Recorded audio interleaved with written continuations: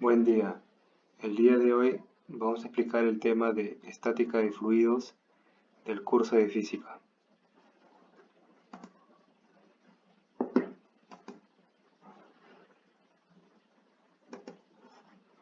Mecánica de fluidos. Definición. Es rama de la física que estudia el comportamiento de los fluidos en reposo o en movimiento y la interacción de estos con sólidos o con otros fluidos, así como las fuerzas que lo provocan. Definición de fluido. Se denomina fluido a aquella sustancia, líquido y gas que se deforma de manera continua ante una fuerza aplicada. Ejemplos: el agua, aceite, aire, alcohol, entre otros. La presión atmosférica es la presión ejercida por la masa de aire que envuelve a la Tierra. A nivel del mar es 1,013 por 10 a la 5 pascal, que equivale a una atmósfera y a su vez equivale a 14,7 libra por pulgada cuadrada. La presión atmosférica varía con la temperatura y la altitud. Como se observa en la imagen, a mayor altura habrá menos presión atmosférica y a menor altura habrá más presión atmosférica. La densidad es la relación entre la masa y el volumen de una sustancia, por lo que su fórmula es la división entre la masa y el volumen, donde la densidad está representada por la letra griega ρ. Como se ve en la imagen, la densidad máxima del agua es a los 4 grados Celsius, pues al formar el hielo las moléculas se ordenan muy regularmente mediante los enlaces de hidrógeno, en continua redistribución. Estos enlaces mantienen alejadas las moléculas de agua, de forma que en estado sólido el volumen es mayor, siendo la densidad inferior a la del agua, y es justamente por eso porque flota el hielo. Al fundir, solo el 16% de los enlaces de hidrógeno se rompen, y da lugar a que, por encima de 0 grados, la densidad del agua crezca con la temperatura, de forma que la máxima densidad del agua se alcance a los 4 grados. Principio de Pascal. ¿En qué se basa este principio? En pocas palabras, se puede asumir que toda la presión ejercida hacia un fluido se propaga a través de toda una sustancia de manera uniforme. En este caso, una de las muchas aplicaciones y la más común es la prensa hidráulica, la cual consta de dos cilindros o con émbolos de diámetros diferentes. Por ejemplo, aquí tenemos el A1, que es un diámetro pequeño con una superficie pequeña, en comparación al segundo, que tiene una superficie mayor.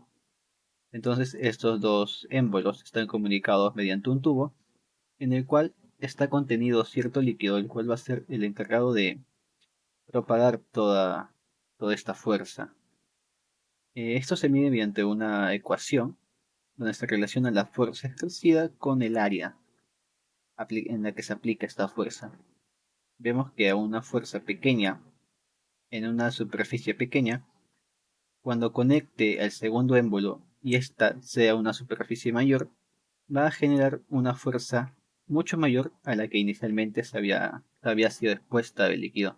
Entonces, una fuerza pequeña, utilizando este principio de Pascal en la prensa, se puede multiplicar eh, ya sea hacia una fuerza mayor o viceversa a una fuerza menor, utilizando un líquido como medio de propagación y usando el principio de Pascal. Fuerza de empuje. La idea de qué es el empuje. Muchos cuerpos pueden ser elevados con facilidad por debajo del agua, mientras que con dificultad otros. Ello puede ser debido a sus capacidades físicas o químicas que tenga el material. Por ejemplo, este objeto rojo se hundió y luego flotó en el agua. Pero ¿cómo se logra explicar esto? Bueno, esto se debe básicamente a que cuando un cuerpo está sumergido, total o parcialmente, dentro de algún líquido, este le ejerce una fuerza que siempre tratará de sacarlo. Eso se conoce como la fuerza de empuje. Acá está su representación. Empuje es igual a la densidad del líquido por la aceleración de la gravedad por el volumen de la parte sumergida. Acá tenemos un ejemplo. Una bola de cobre de 5 centímetros se sumerge en agua. Calcule el empuje que sufrió. Acá tenemos la fórmula para hallar el volumen de la esfera, los datos que tenemos, el radio, la gravedad y en este caso el valor de pique Voigt. Aplicándolo tengo que el volumen me da 5,24 por 10 a la menos 7 aproximadamente.